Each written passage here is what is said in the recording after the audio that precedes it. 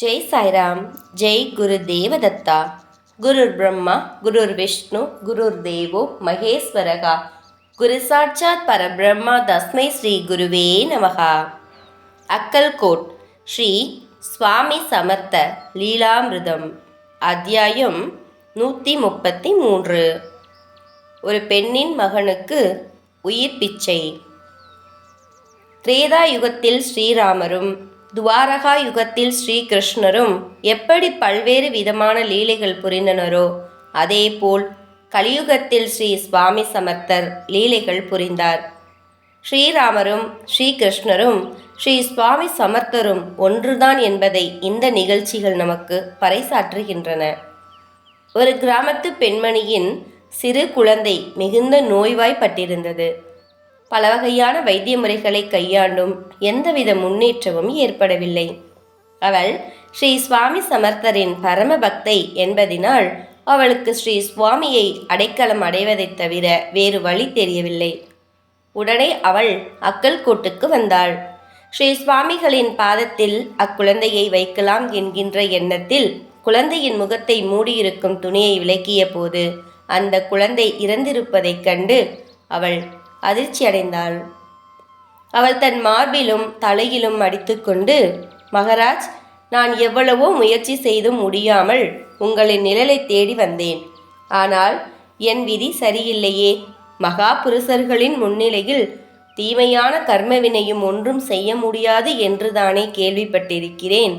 அனைவரும் கூறுவது பொய்த்துவிட்டதே.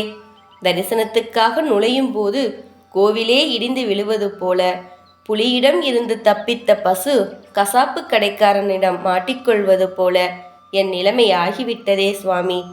உங்களால் முடியாதது ஒன்றுமே இல்லை. நீங்கள் நினைத்தால் என் கஷ்டத்தை ஒரு நொடியில் மாற்றிவிடலாம்.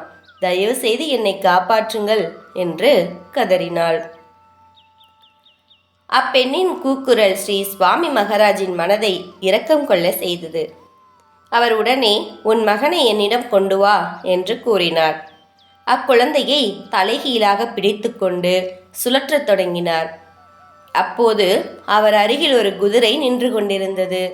அந்த குழந்தையை குதிரையின் வாய்க்கு அருகில் கொண்டு சென்று, ஏ குதிரையே, இந்த பெண்ணின் மகனை சாப்பிடு என்று கூறிவிட்டு அக்குழந்தையை சமைப்பதற்காக தோண்டப்பட்டிருந்த அடுப்புக்கு அருகில் தூக்கி எறிந்தார். ஆகா, அந்த குழந்தை உயிர் பெற்று அழத் தொடங்கியது. அந்த பெண் ஓடோடி சென்று தன் குழந்தையை மார்போடு அணைத்து கொண்டு ஆனந்த கண்ணீர் வடித்தாள். அவள் ஸ்ரீ சுவாமி சமர்த்தரை பலவாறு புகழ்ந்தாள். அங்கு சில நாட்கள் தங்கியிருந்து விட்டு பின்னர் ஸ்ரீ சுவாமியின் அனுமதியுடன் தன் சொந்த கிராமத்திற்கு சென்றாள். ஒரு கூட்டத்தில் சந்தேகம் மற்றும் முற்போக்கு சிந்தனை உடையவர்கள் சிலர் இருக்கத்தான் செய்வார்கள். அப்படிப்பட்டவர்கள் இல்லை என்றால் மகான்களின் மகத்துவம் அனைவருக்கும் புரிவதில்லை. அப்படிப்பட்ட சிலர் இந்நிகழ்ச்சியை நேரில் கண்டபோது, ஸ்ரீ சுவாமி அந்த குழந்தையை தூக்கி எறியும் போதே அது உயிருடன் தான் இருந்தது, அதனால் அது உடனே அழத் தொடங்கியது என்று விமர்சனம் செய்தனர். ஆனால் சொக்க தங்கத்தை இது போன்ற அசுத்தங்கள் மாசுபடுத்திவிட முடியுமா என்ன?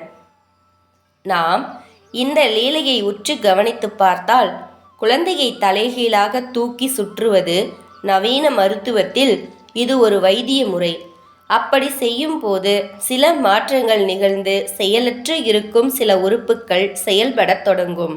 ஆனால் இம்முறையை கைதேர்ந்த மருத்துவர்களால் மட்டுமே செயல்படுத்த முடியும்.